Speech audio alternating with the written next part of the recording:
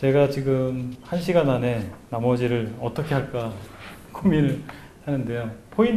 중요한 포인트, 그리고 우리 모임하고 관련된 부분들을 좀 위주로 좀 말씀을 드리겠습니다. 나머지 것들은 좀 읽어보시도록 하시고요. 자, 칼뱅의 강요들을 보시면 칼뱅이 이렇게 정리했다라고 말하면 안 되고요. 도르트레이트 회의를 통해서 알미니우스를 정죄하기 위해서 한 회의입니다. 거기에서 칼뱅주의 가르침을 정리한 것이 튤립이라고 하는 그 영문 앞자를 따서 튤립이라고 하는 칼뱅파의 5개 신조가 나온 겁니다. 칼뱅이 이렇게 딱 정립해서 말했다고 볼 수 없어요. 다만 칼뱅의 가르침을 따르는 사람들이 알미니우스라고 하는 사람의 주장에 반하기 위해서 자신들의 어떤 신앙을 정리했다, 그렇게 이해하시면 되겠습니다. 그래서 total depravity, 그래서 인간의 전적 타락을 얘기하고 unconditional election, 무조건적인 선택을 얘기하고 limited atonement, 제한 속죄를 얘기합니다. 그리고 irresistible grace, 불가항력적 은총 또는 은혜를 얘기하고 perseverance of saint, 해서 성도의 견인을 얘기합니다. 이것이 칼뱅파의 5대 신조라고 할 수 있습니다. 여기에 대해서 우리 브레드린 같은 경우는 뭐 형제님들마다 다 차이가 있겠지만 100% 동의하는 분은 제가 못 만나봤어요. 그러십니까? 100% 동의하시는 분도 계신가요? 100% 동의하는 분은 없는 것 같습니다. 그 어느 부분, 성경에서 그렇게 말하고 있는 부분이 있기 때문에 동의는 되지만 100% 동의는 아마 안 될 것 같아요. 그래서 이 5개, 5 points라고 하는데 5개 중에서 몇 가지를 동의하느냐에 따라서 뭐 1 point 칼비니즘, 칼비니스트, 2 point 칼비니스트, 뭐 3 point 칼비니스트, 4 point, 뭐 5 point 이렇게 얘기를 합니다. 학계에서는. 형님들은 몇 포인트 칼비니스트인지 모르겠습니다. 아무튼 칼뱅주의가 주류다 보니까 그 입장에서 몇 포인트나 이렇게 얘기를 하는 거예요. 그러니까 글쎄요, 이제 뭐 어느 입장이 맞는 건지 성경을 통해서 봐야 되지 않겠나 싶습니다. 자, 여기서 언약 신약을 좀 말씀드리고 싶은데요.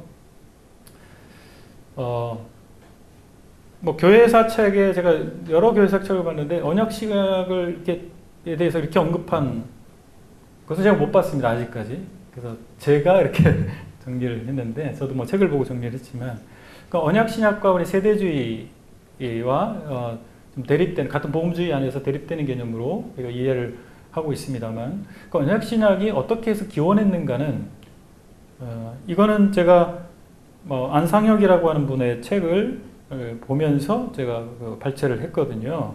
언약 신약 쟁점으로 읽는다. 근데 이 사람이 언약 신약자입니다. 자기가 언약 신약자의 입장에서 썼기 때문에 굉장히 정직한 표현이라고, 주장이라고 볼 수가 있는데, 언약 신약은 유래가 재침례파 때문에 시작됐습니다. 재침례파가 유아 세례를 거부하고 신자의 침례를 주장했잖아요. 그리고 신약 성경의 우선성을 주장했습니다. 그러니까 이것을 신학적으로 얘기하면 구약과 신약의 불연속성을 주장한 겁니다. 그러니까 연속성이냐 불연속성이냐, 구약 성경과 신약 성경이 연속됐다라고 하는 주장을 가지고 국가교회 체제를 얘기합니다. 왜냐하면 구약의 이스라엘은 어떻습니까? 신정 통치국가였어요. 그게 곧 국가교회 체제입니다. 그러나 신약의 교회는 신정 통치적인 국가교회 체제가 아니다라고 하는 것이죠. 그러니까 유아 세례를 구약의 할례에서 따오는 거죠. 그것이 바로 구약 성경의 할례가 신약의 유아 세례고, 구약의 이스라엘이 신약의 교회다. 그렇게 해서 연결해서 보는, 구약과 신약의 온전한 연속성을 주장하는 사람들이 언약 신약자입니다. 그러나 재침례파는 뭐 세대주의고 뭐 언약 신약 그런 건 없었던 시대이지만, 그들이 성경을 제대로 객관적으로 고찰했을 때 구약의 이스라엘과 교회는 다르다라고 하는 입장이고, 구약의 이스라엘이 행했던 할례는 신자들이 받는 침례와 전혀 상관이 없는 것이다. 이것이 제침리파의 주장이었고, 쯔빙글리나 칼뱅이나 이런 사람들은 자신들의 유아 세례, 국가교회 체제를 정당화하기 위해서 구약과 신약을 연속적으로 봐야 된다. 그리고 이스라엘이 신약의 교회다. 구약의 할례가 선택받은 백성, 선택된 하나님의 백성이 표징으로서 할례를 행했지 않느냐. 부모가 선택받은 백성이면 자녀들도 선택받은 백성이 자동으로 돼서 할례를 행하고 언약의 표징을 삼았다. 그러니까 신약도 마찬가지로 부모가 믿는 사람이라면 침례를 통해서 유아세례죠. 유아세례를 통해서 선택받은 백성으로서 마땅히 유세를 받아야 된다. 이것이 언약신약입니다. 제침리파가 그 주장을 반박하기 위해서 블링거가, 쯔빙글리가 그리고 칼뱅이 그 주장을 체계화시킨 거예요. 이 내용이 그겁니다.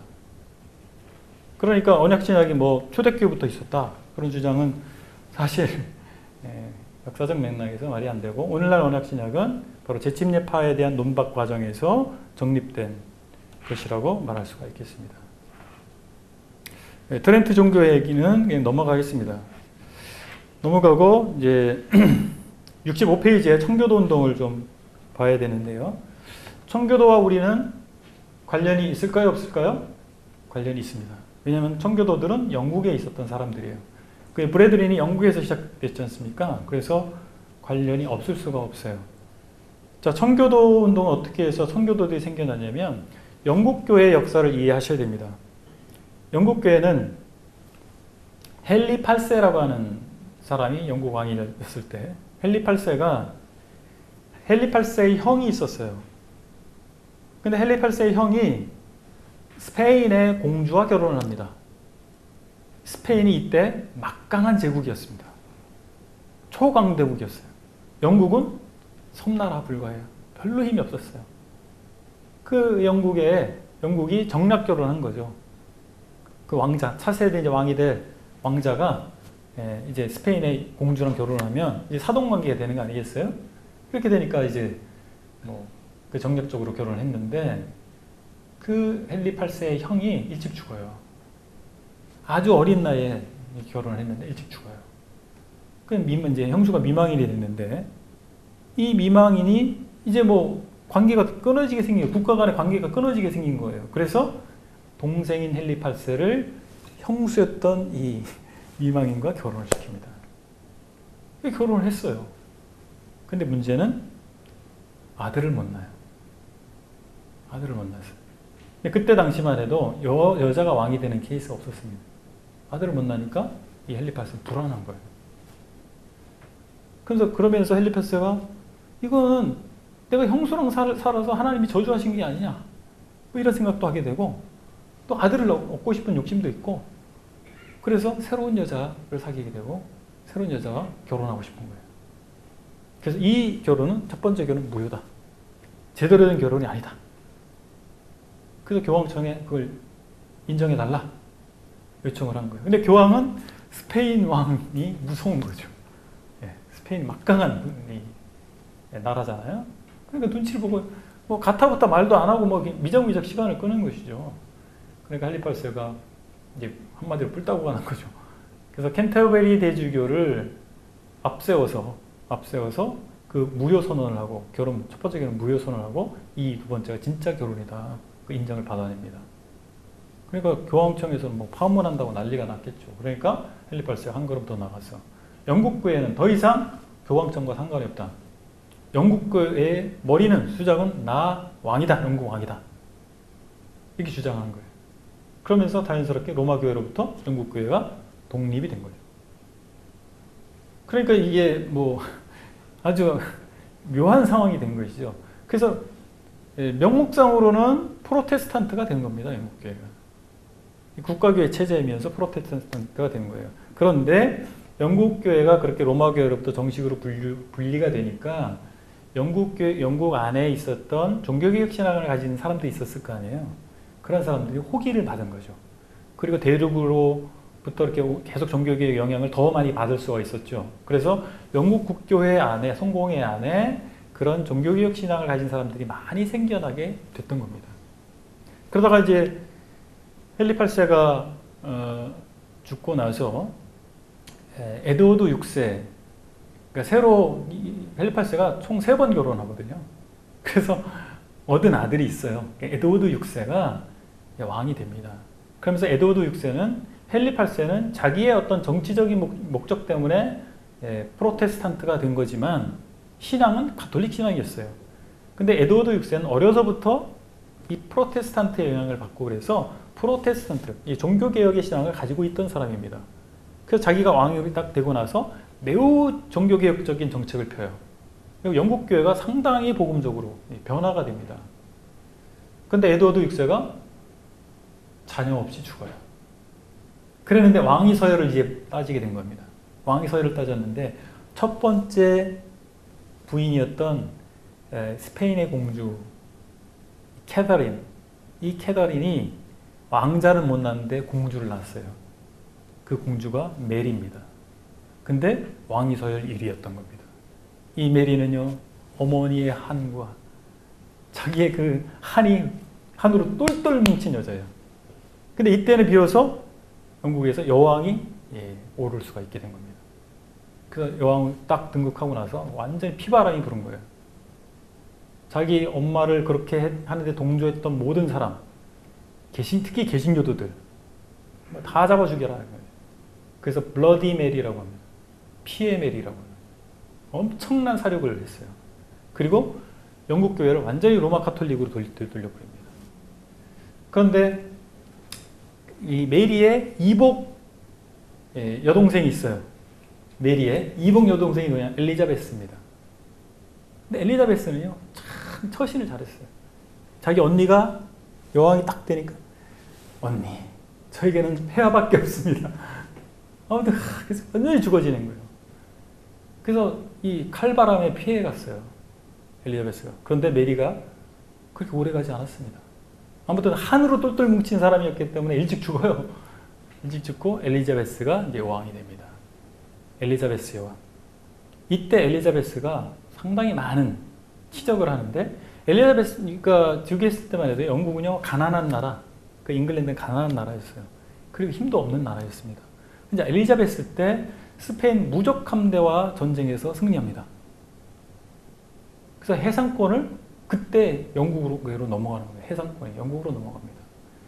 그 스페인 그 무적 함대와 전쟁 벌인 거 보면 숫자적으로 상대가 안 됐어요. 근데 어떤 이 물의 흐름이라든지 지형지물이라든지 그 전술을 잘 짜가지고 스페인 무적 함대를 완전히 괴멸시켜 버립니다. 그리고 영국이 해상권을 장악하게 되고, 엘리자베스가 그런 치적을 한 여왕이죠. 그 평생 결혼을 하지 않아요. 나는 영국과 결혼했다. 그래서 버진 엘리자베스입니다. 평생 처녀로 살았어요. 그래서 이 신대륙 개척할 때요, 신대륙 개척한 사람들이 엘리자베스 여왕이 바치는 땅이라고 해서 버지니아가 생긴 겁니다. 미국에 버지니아가 있잖아요. 그래서 버진 엘리자베스에게 바치는 땅, 그래서 버지니아가 생겼어요. 상당히 영국을 약소국에서 강대국으로 올려놓은 사람이 엘리자베스입니다. 그런데 그 과정에서 자기 아버지, 자기 언니, 이거에 의해서 영국이 종교적으로 심한 갈등, 내용을 겪고 있는 상황에서 여왕이 된 거예요. 그러다 보니까 엘리자베스는 뭔가 통합을 하고 싶은 거예요. 그러니까 가톨릭도 아니고 개신교도 아니고 뭔가 중간 지점에서 교회를 만들고 싶었던 겁니다. 그런 교회를 만들고 싶었어요. 그리고 교회는 나라를 통합하고 민심을 모으고 나라를 부강하게 하는 도구가 되길 원했던 겁니다. 그러니까 철저한 중도주의 원칙을 세운 것이죠. 그런 가운데에서 이미 에드워드 6세 때, 에드워드는 프로테스탄트라고 했잖아요. 에드워드 6세 때 상당한 개신교도들이 굉장히 막 좋은 관직에도 올라가고 굉장히 그 종교자를 얻었단 말이에요. 그랬던 사람들이 메리 때 거의 죽었다가 이제 엘리자베스가 이제 여왕이 되니까 많이 기대를 갖고 있었던 겁니다. 그래서 이 캔터베리 성직자회의, 행정자회에서 이런 사람들이, 종교개혁적인 사람들이 보다 영국교회가 프로테스탄트적인 종교개혁적인 교회로 변화를 해달라, 가톨릭의 잔재를 청산해달라고 하는 요구를 하게 됩니다. 그랬을 때 캔터베리 대주교였던 조지 파커가 이 사람들, 이 종교계 무리들을 여왕에게 보고를 할 때 뭐 까다로운 자들, 지옥의 사람들, 청교도들, 퓨리탄이라고 보고를 합니다. 거기서 퓨리탄이라고 하는 말이 유래가 돼서 그런 종교개혁자들, 영국 안에 있었던 종교개혁자들을 퓨리탄이라고 청교도라고 부르게 됐습니다. 그 엘리자베트 시대 때 생겨난 것이죠. 그러고 나서 이제 엘리자베스가 처녀였으니까, 평생 처녀였으니까 자녀가 없이 죽잖아요. 그리고 나서 후사가 없으니까 왕위 서열을 따지다 보니까 이때는 유럽 왕실은요 서로 막 사돈 관계입니다. 유럽 왕실은 다 사돈 관계예요. 그러다 보니까 잉글랜드가 있고 스코틀랜드가 있잖아요. 스코틀랜드에 제임스 6세가 왕이 있었어요. 근데 뭐 이렇게 따지다 보니까 왕위 서열상 그 사람이 1순위예요. 잉글랜드의 왕위 서열 1순위가 된 거예요. 그래서 이 스코틀랜드의 제임스 6세가 잉글랜드의 왕으로 즉위하게 됩니다. 제임스 1세로. 그래서 제임스 1세가 온다고 하니까, 왕위 즉위하기 위해서 온다고 하니까 스코틀랜드는 잉글랜드에 비해서 상당히 프로테스탄트적인 분위기가 강했던 나라입니다. 존 낙스 아시죠? 존 낙스가 스코틀랜드 사람입니다. 이 사람이 칼뱅이 세운 학교에서 공부했어요. 상당히 칼뱅주의적인 사람입니다. 그 사람이 스코틀랜드로 복귀해서 복음을 열심히 전합니다. 그래서 장로교 체제, 장로교, 개혁주의 신앙을 가진 사람들이 스코틀랜드에 굉장히 많았습니다. 그러니까 이 잉글랜드에 있었던 종교개혁자들, 프로테스탄트들은 기대가 많았던 거예요. 제임스 1세에게. 그래서 영국으로 막 잉글랜드로 오는데 천의 탄원서를 제출합니다. 천의 탄원, 1000명이 뭐 사인했다 뭐 이런 얘기가 있는데, 근데 여러 가지 요구사항이 있었는데 제임스 1세는요 상당히 가톨릭적인 사람이었어요. 그래서 다 거부했습니다. 다 거부하고 딱 한 가지만 들어줬어요. 성경을 새로 번역하는 거. 그래서 킹 제임스 성경이 이때 나오게 됩니다. 근데 제임스는 뭐 정말 뭐 청교도들의 신앙을 뭐 증진시키기 위해서 한 게 아니고 의도는 제네바 성경이 좀 없어졌으면 좋겠는 거예요. 제네바 성경이 칼뱅주의 성경이거든요. 그때 당시에 통용되고 있었던 성경이 제네바 성경이었어요. 그래서 이 칼뱅주의를 몰아내고 싶은 거예요. 로마 카톨릭적인 영국 교회가 그렇게 되길 바랬던 겁니다. 그래서 그걸 없애고 새로운 번역으로 대체하기를 원해서 성경 번역을 지시합니다. 그거 한 가지 들어줬어요. 그게 킹 제임스 성경입니다. 네, 킹 제임스 성경은요, 뭐 구약 같은 경우는 유대인에 의해서 많은 스터디가 이루어졌어요. 근데 신약 성경은 기독교인들만의 성경이지 않습니까? 근데 신약 성경, 킹 제임스 성경이 바탕을 둔 신약 성경은 뭐냐면 TR이라고 하는 텍스투스 리셉투스라고 하는 라틴어에서 유래가 됐습니다. 그래서 공인된 역본이다, 공인력이다, 이런 의미거든요. 근데 그거는 뿌리가 어디에 있냐면 에라스무스가 편집한 헬라어 성경입니다. 에라스무스가 인문주의자, 루터가 동시에 사람이잖아요. 에라스무스가 인문주의자이기 때문에 헬라어 성경을 그렇게 신약 성경을 편찬을 했어요. 그런데 이제 사본학적 발굴이나 이런 것들이 그때 16세기지 않습니까? 16세기의 한계를 넘어서지 못했던 겁니다. 그리고 대부분이 소문자 사본입니다. 사본학적으로 헬라어 원어 성경을, 원어 사본을 볼 때 어떤 것이 더 오래된 사본이냐면 대문자 사본이 오래된 거예요. 처음에는요, 소문자가 없었습니다. 다 대문자였습니다. 근데 소문자는 훨씬 후대 것이죠. 그런데 에라스무스가 편집할 때, 헬라 성경을 편찬할 때 소문자 사본들을 가지고 편찬을 했어요. 그러니까 아주 고대는 아니잖아요.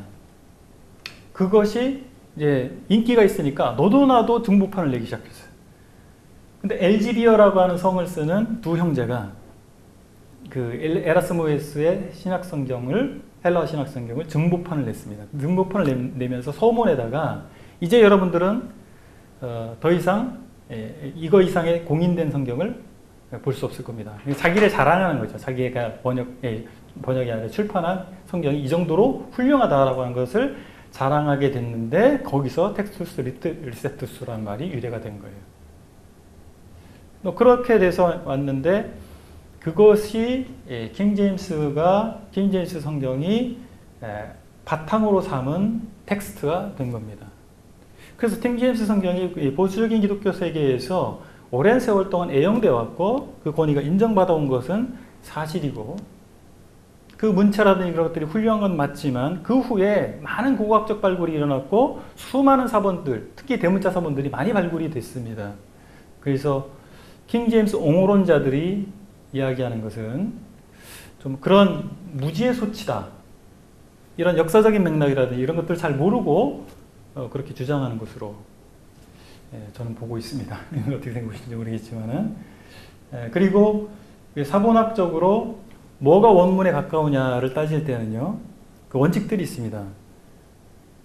긴 것보단 짧은 것, 문장이 매끄러운 것보다는 투박한 것이 원문에 가깝다라고 하는 겁니다. 왜냐하면 서기관들이, 필사자들이 옮겨 적다가요, 뭔가 표현이 매끄럽지 않잖아요? 그럼 매끄럽게 다듬습니다. 그리고 뭔가 표현이 명쾌하지 않으면 좀 더 명쾌하려고 추가 주석을 달아요. 그러면 이 사람은 주석으로 다른 것인데 그 다음 필사자들이 볼 때는 원래 원본에 그 있는 것으로 보면서 필사할 수도 있다는 얘기죠. 그런 원칙으로 볼 때 우리가 교리적 정립이 다 된 상태에서 그것을 이 교리에 더 맞게 잘 구술되어 있다고 해서 그것이 더 영감된 성경이라고 주장하는 것은 이런 고문학을 어떤 것이 원본에 가까운, 진본에 가까우냐라고 하는 과학적 근거 방법에 대해서 무지한 가운데서 그냥 신앙으로 주장하는 것일 수가 있다라고 하는 것입니다. 아무튼 그렇게 해서 킹제임스 성경이 나왔는데 그 이후에 제임스 1세가 상당히 가톨릭적인 정책을 썼고 그 다음에 찰스 1세, 제임스 1세에서 찰스 1세가 즉위했는데 이 사람은 완전히 가톨릭을 만들어버려요. 그러면서 의회를 장악하고 있었던 사람들은 개신교도들이었습니다. 그래서 의회와 대립하게 됩니다. 그래서 굉장히 중앙집권적인 정치를 하게 됐을 때 의회파가 반발을 하게 되고 내전이 일어납니다. 영국에 내전이 일어나서 결국 의회파가 승리하죠. 그래서 찰스 1세가 처형당합니다. 처형당하고 공화정이 수립됩니다. 잠시 공화정이 수립돼요. 그래서 올리버 크로멜이 이제 공화정의 수반이 되죠. 그런 가운데서 이제 눌려있던 청교도들이 우리 신앙을 제대로 정립하고 제대로 신앙생활을 합시다 해서 웨스트민스터 사원에서 모여서 이제 뭐 스코틀랜드하고 잉글랜드의 이제 여러 대표들이 학계, 교계 대표들이 다 모여서 웨스트민스터에서 회의를 하면서 웨스트민스터 소요리문답, 대요리문답, 시향고백을 작성하게 됩니다. 이것이 영국과 미국의 개혁교회들에게 지대한 신학적 영향을 주게 됩니다. 그러니까 웨스트민스터 신앙고백을 다 알고 계시지 않습니까? 그런 것이 바로 성경의 모호성이라든지 그 다음에 언약주의라든지 언약신약이라든지 절대적인 예정이라든지 이런 것들이 그 안에 다 들어있습니다.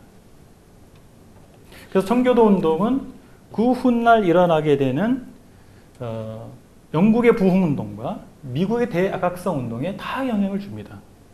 그래서 존 웨슬리가 나중에 영국에서 부흥운동을 일으키잖아요. 그리고 존 웨슬리가 조지 휘필드와 친구입니다. 존 웨슬리가 옥스퍼드에서 홀리클럽을 이렇게 주도하게 됐을 때 조지 휘필드도 거기에 멤버였어요. 근데 존 웨슬리는 알미니우스주의자입니다. 조지 휘필드는 칼비니스트예요. 그런데 이제 함께 동역을 했어요. 근데 휘필드가 먼저 야외 설교를 했습니다. 국교회 안에서 허락된 교구를 벗어나서는 설교를 할 수 없었어요. 근데 휘필드는 그런 것을 구애하지 않고 하나님의 복음을 전하리라. 야외 설교를 했거든요. 그러니까 설교할 수 있는 공간을 건물을 내주지 않았기 때문에 허락해주지 않았기 때문에 어쩔 수 없이 야외에 가서 말씀을 전한 것이죠. 그런데 오히려 그것이 더 많은 사람들에게 복음을 전할 수 있는 기회가 열렸고 존 웨슬리는 모라비안 교도를 만나서 거듭나지 않은 상태에서 조지아에 선교도 갔던 사람이거든요. 존 웨슬리가 성공의 사제로서. 근데 이 모라비안 교도를 만나면서 상당한 감흥을 받아요. 그 풍랑 가운데 배가 언제 전복될지 모르는 상황에서 그들이 참 평안 가운데 찬송을 부르고 있는 사람들을 보게 된 것이죠. 그래서 모라비안 교도들과 밀접한 접촉을 하게 됩니다. 그러다가 올더스게이트가에 있는 모라비안의 모임에 참석해서 그때 당시 상황이 그랬대요. 메인 메신저가 어디 다른 데 출타가 없었답니다. 그러니까 그 중에 회중에서 누군가가 루터가 쓴 로마서 서문을 읽었다는 거예요. 근데 뭐 그게 유창한 어떤 언어로 그게 했겠어요. 그냥 읽었겠죠. 근데 그거를 듣고 존 웨슬리가 거듭나게 됩니다. 그러면서 이 새로운 빛을 본 것이죠. 굉장히 열정이 불타고 있었는데 조지 필드가 자기가 먼저 대중 메시지를 했잖아요. 야외 설교를. 그래서 권하게 됐고 함께 대중 메시지를 하게 됩니다.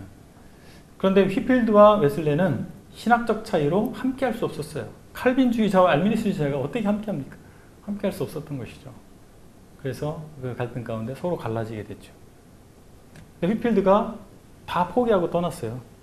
근데 웨슬리는 설교에 있어서는 휘필드만 못했다고 합니다.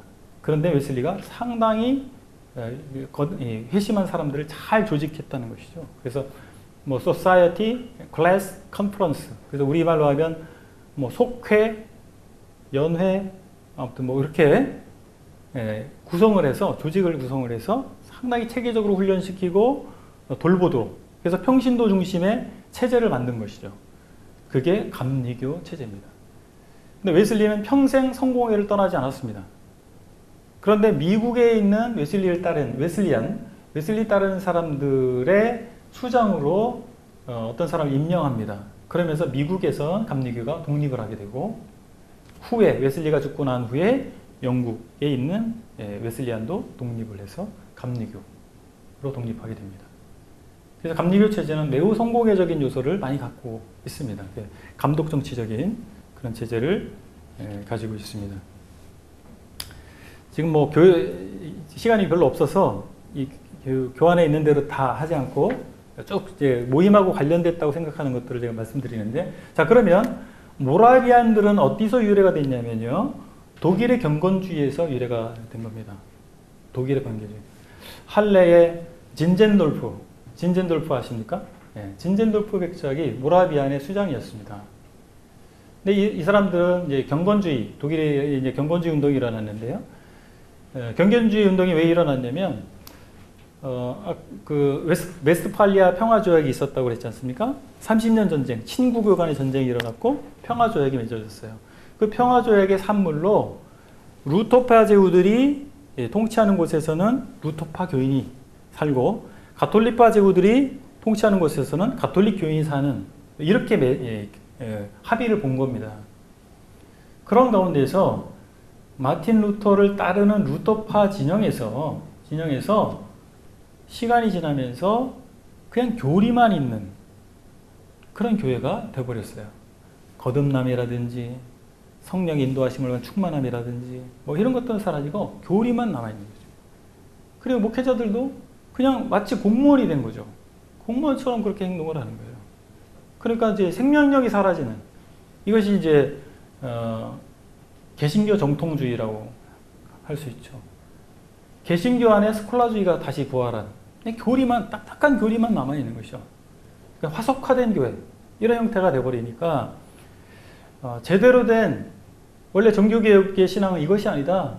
정말 성령의 교통하심을 맛보고 참된 경건을 맛보고 이런 것이 아니냐라고 해서 독일에서 경건주의가 일어났는데 그 사람들의 일부가 모라비안이었던 것입니다. 그러니까 웨슬리는 모라비안의 영향을 받았기 때문에 경건주의의 영향을 받은 사람이라고 볼 수가 있겠습니다.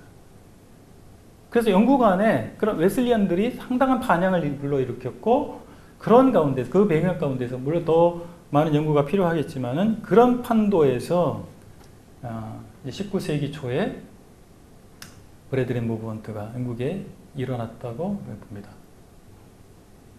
그래서 뭐 선을 가지고 쭉 연결해서 볼 수는 없지만 그런 여러 가지 정황들을 볼 때 우리 모임이 생겨난 것은, 브래드린이 생겨난 것은 그 시대적 상황들, 이런 것들과 무관하진 않다, 이렇게 생각이 듭니다. 휘필드하고 웨슬리까지 봤는데요. 현대신학을 좀 말씀을 드리겠습니다. 71페이지입니다.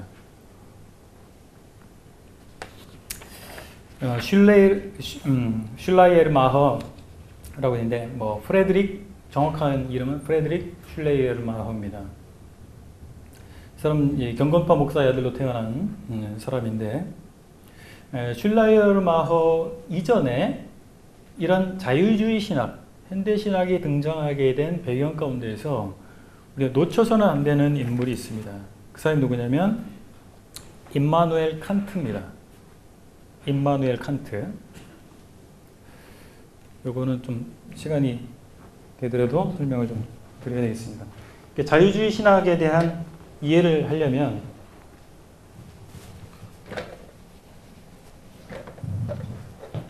이게 필요한데요.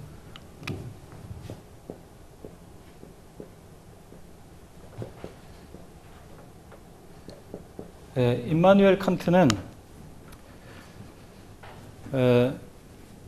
뉴턴, 아이작 뉴턴 아시죠? 만유인력의 법칙을 발견한 뉴턴이 많은 자연 법칙을 발견해내서 신앙계뿐만 아니라 많은 과학계나 이런 곳에 사회적으로 엄청난 충격을 던져줍니다. 뉴턴이. 이 사람은 하나님 믿는다는 사람이었고 끝까지 자기 신앙을 지킨 사람이었지만 이에 자연 법칙, 뉴턴이 발견한 자연 법칙은 어떤 효과를 줬냐면 이 우주를 하나의 시스템으로 보게 만들었습니다. 정교한 시스템, 법칙에 의해서 컨트롤되는 시스템으로 보게 만든 거예요.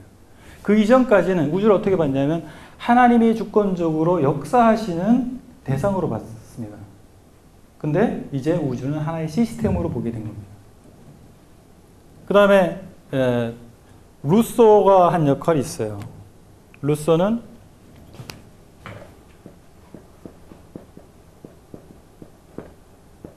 인간의 도덕적 본성에 대한 탐구를 했습니다. 이것을 통합한 사람이 임마누엘 칸트입니다. 그래서 임마누엘 칸트는 현상적 실제와 물 자체라고 하는 개념을 도입합니다. 그래서 현상적 실체는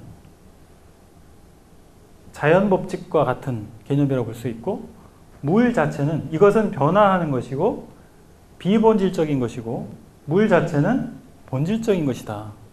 그렇게 이해를 했습니다. 그렇게 주장을 했어요. 그래서 이성주의가 지배하는 시대에 이성주의 철학자들의 개념들을 통합하고 새로운 개념을 주장했다라고 임마누엘 칸트가 주장했다고 봅니다. 그래서 이 칸트가 썼던 이 대표적인 두 가지 책이 있는데요. 순수이성 비판이라는 1781년에 쓴 순수이성 비판이라는 책이 있습니다.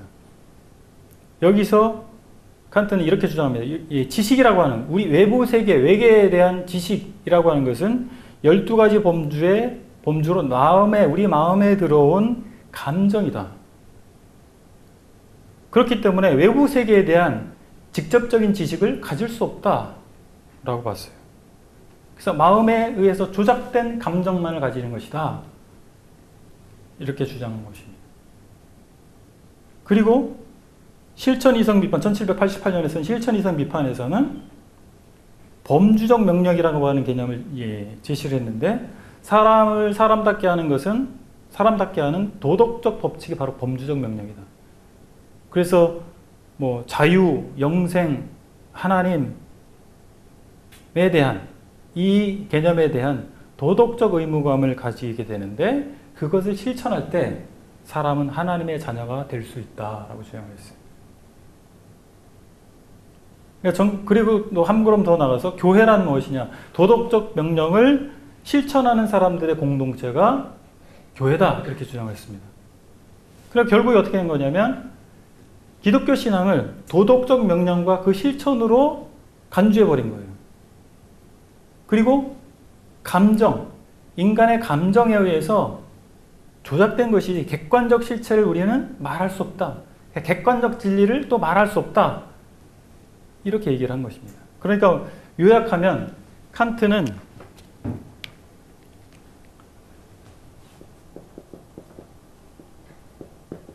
주관주의라고 얘기할 수 있습니다. 주관주의.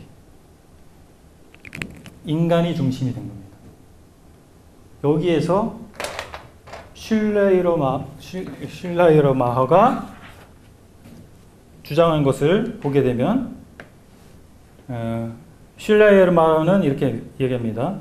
종교론에서 1799년에 쓴 종교론에서 신앙은 이성의 작용도 아니고 행위도 아닌 직관과 감정이라고 주장했습니다.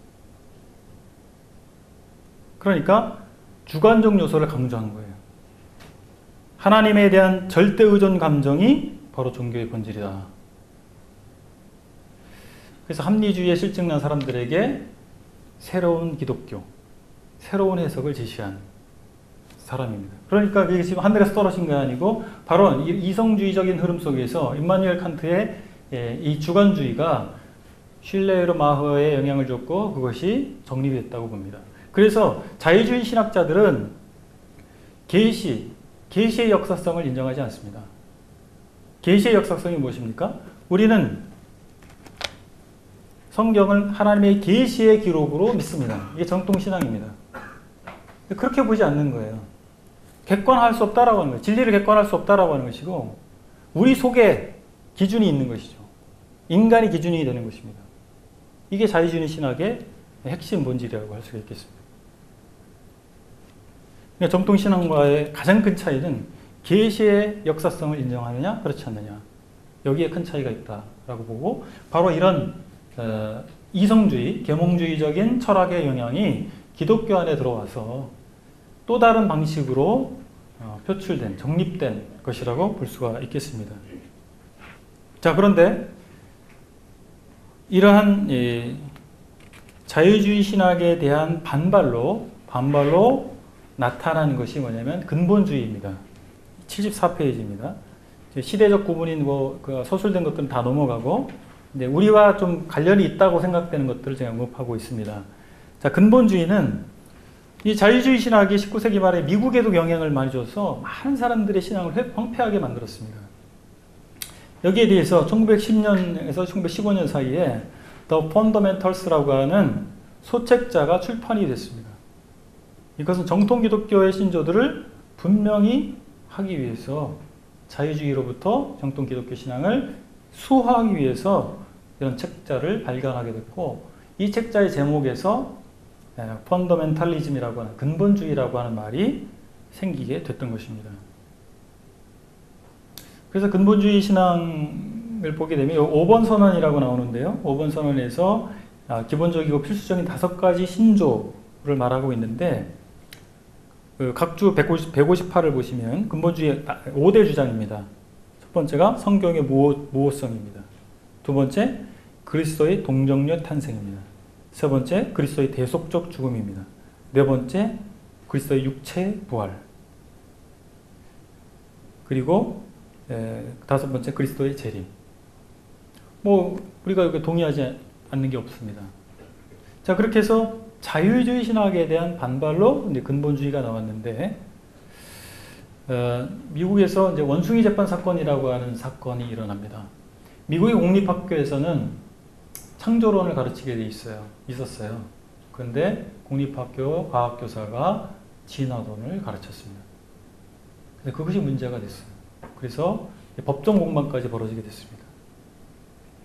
결국에는 이 보수 기독교 진영이 법정 공방에서 승리하고 그 과학교사가 패배했어요. 그런데 문제는 그 과정에서 언론이 그것을 계속 보도했습니다. 어떻게 법정 공방에 오고 가는지를.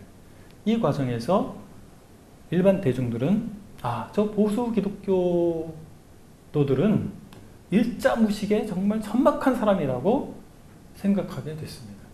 왜냐하면 과학적 지식이라든지 그런 것들이 없는 상태에서 논박을 했기 때문에 그런 인식을 주게 됐어요.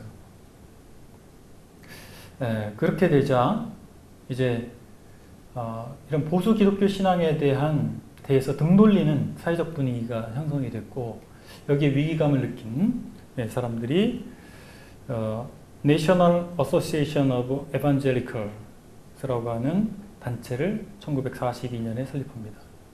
전국 복음주의자 협회. 이것은 근본주의자들로부터 복음주의를 구분하려고 하는 시도입니다.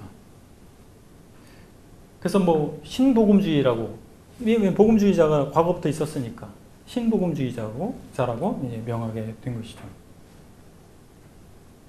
근본주의의 문제는 뭐냐면 반지성주의, 반문화주의 그들의 문제가 있고, 그리고 베타주의의 문제가 있었습니다.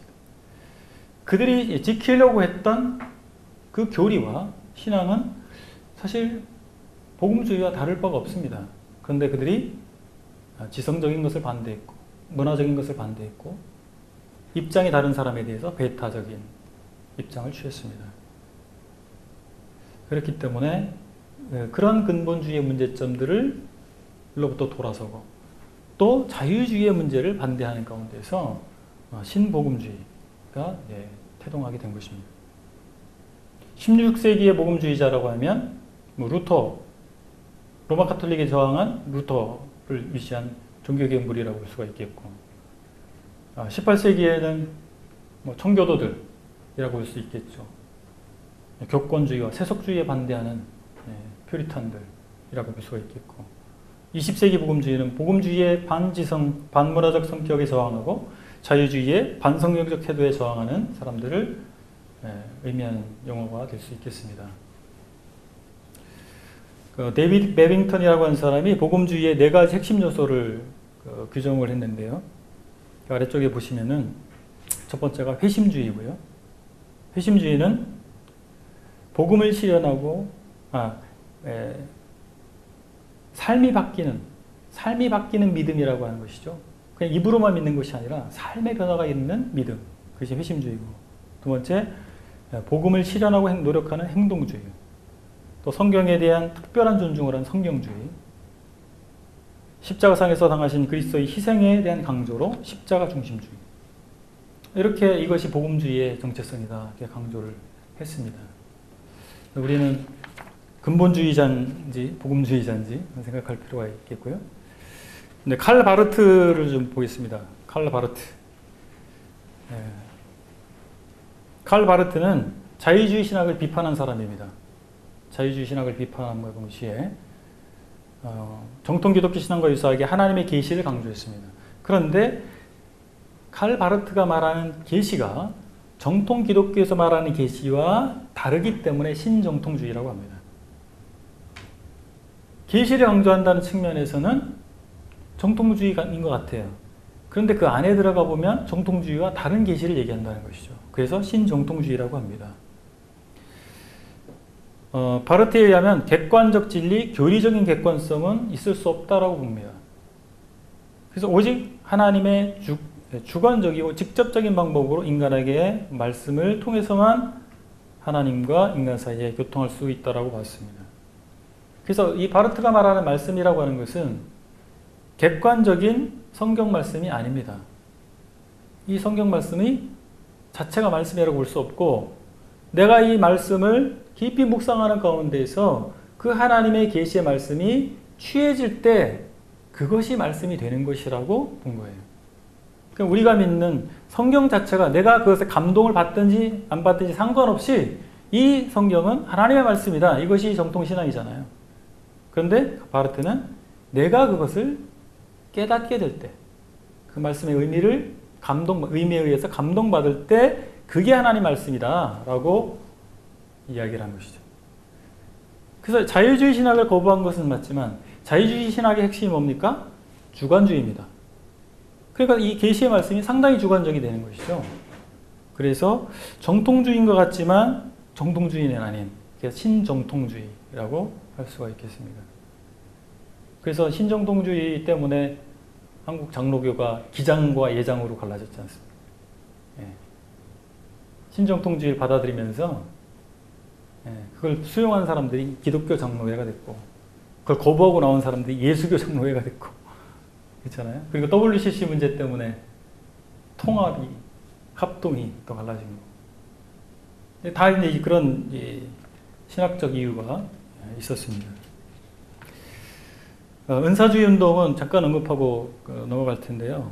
1900년경에 정통적인 복음신앙 이외에 성령 침례나 그에 따른 방언의 이적이 회심의 필수적인 것이라고 주장하는 사람들이 생겨났습니다. 그리고 1960년대에는 오순절 교회의 주류에서 카리스마 운동이 일어나게 되는데 사도시대 이후의 모든 은사들이 연속적으로 지금도 존재한다라고 주장을 하게 된 것이죠.